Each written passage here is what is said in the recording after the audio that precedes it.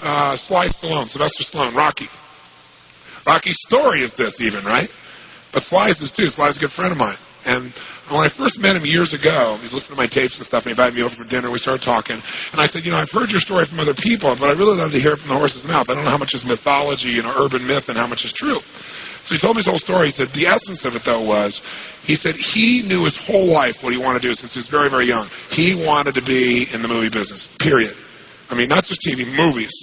And he said why was, for him, it was a chance to have people not only escape, but to inspire people. And by the way, that drive is what made most of his movies, inspire people to what they're capable of, to overcome unbelievable obstacles, because in his own life he felt like he did that. When he was born, he was pulled out by the forceps. That's why he looked the way he did. That's why he talked the way he did. And he said, so I really want to do that. And he said, I knew why I wanted to do it, and I wasn't willing to settle for anything else. And he said, what happened was, I went out to try and get jobs, and it's not like I went, hey, Adrian, they went, you're a star. It didn't work out real well. They looked at me and said, hey, you're stupid looking. Do something else. Talking like this. There's no place for you in that stuff. You're never going to be a star in the movies. You're insane. No one's going to want to listen to somebody who looks dopey and talks out of the side of their mouth. Right? And he got no after no after no after no. He said, I was thrown out more than 1,500 times of agents' offices in New York. I said, there aren't 1,500 agents in New York. He said, I know. I've been to them 5, 6, 7, 8, 9 times. He said, remember one guy went in there, and I got in there at 4 o'clock, and he wouldn't see me, so I stayed there, and I would not leave. I stayed overnight. They came back the next morning. I was still sitting there. He said, that's how I got my first job. The guy said, fine, come in here. And he sat down, and he went through this, and he gave my first movie. I said, oh, really? I thought Rocky was your first movie. He said, no, this other movie, I'd never heard of it. I said, well, what character did you play? He said, well, I was in it for about 20 seconds. I was a thug that somebody beat up. He said, because they made me feel like, people hate your guts. You getting beat up, it'll be a good thing. And he did like 3 movies like that. Never got anything. Kept going out. Rejection, rejection, rejection. So finally he realized it wasn't working. So he changed his approach. He said, I was starving, by the way. He said, I couldn't pay for even to have heat in my apartment. My wife was screaming at me every day to go get a job. I said, well, why didn't you? He said, because I knew that if I got a job, he said, I'd get seduced back and I'd lose my hunger. He said, I knew that the only way I could do this is if it was the only choice, if I burned all other bridges. Because if I did a normal job, pretty soon I'd be caught up in that rhythm and that stuff, and I'd feel okay about my life, and I feel like my dream would just gradually disappear. And he said, I wanted to keep that hunger. That hunger was the only thing I thought was my advantage. He said, my wife didn't understand that at all. And he said, we'd have these vicious fights. And he said, it was freezing. So I was broke. We had no money.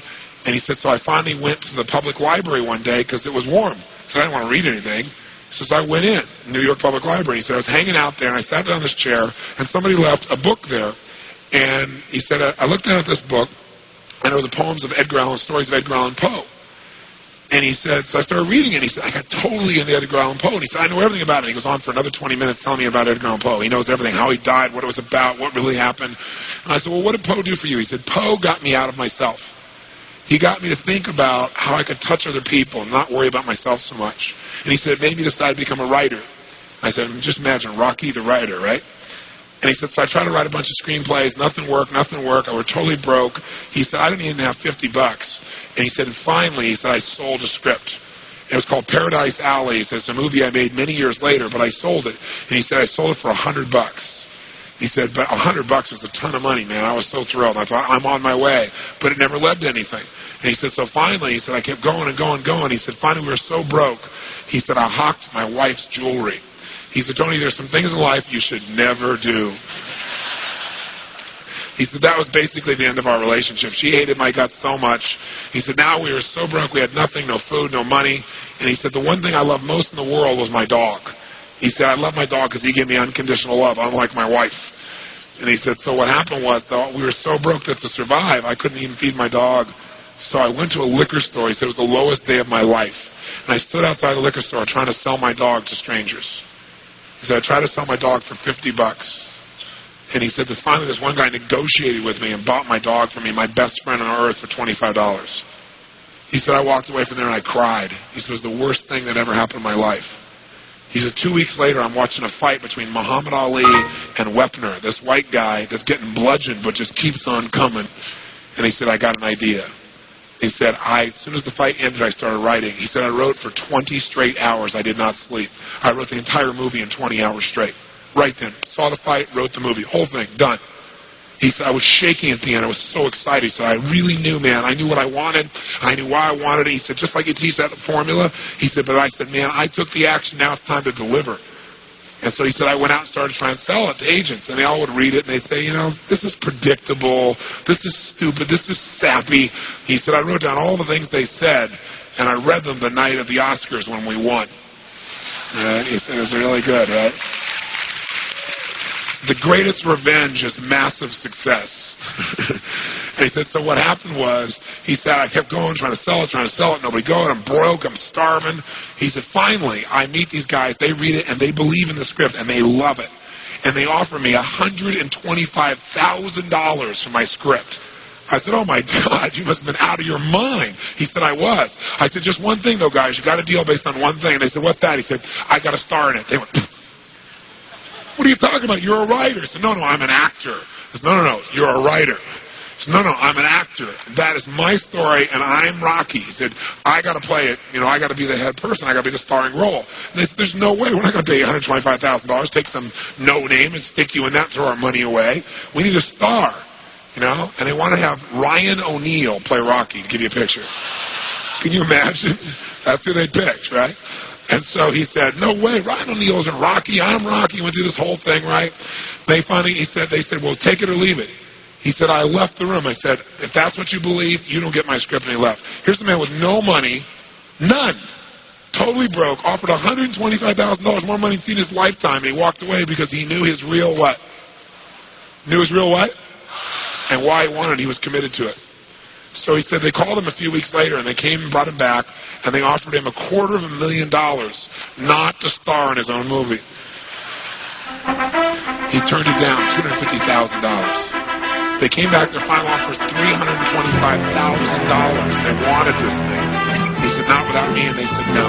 They finally compromised, and they gave him $35,000 and points in the movie, because they said, if this is going to happen, then you're going to take the risk with us.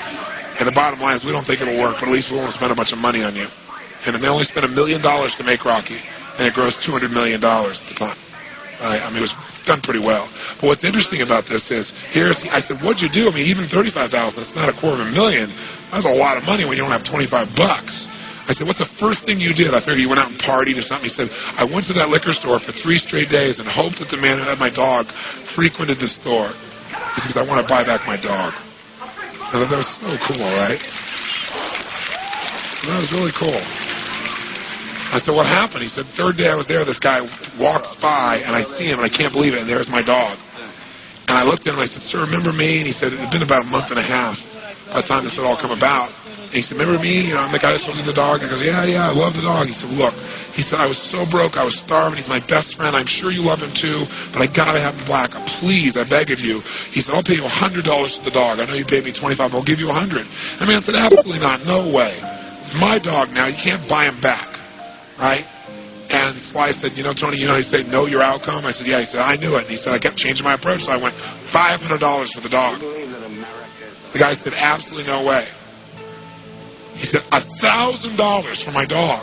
The guy said, no amount of money on earth is ever going to get this dog for you. I said, what'd you do? He said, I knew my outcome, right? Because he listened to tapes, kept to him. He said, I decided to take massive action. He said, I got my dog. I just kept changing my approach, so I got it. I said, what'd it cost you? $15,000 and a part in Rocky. The guy's in Rocky.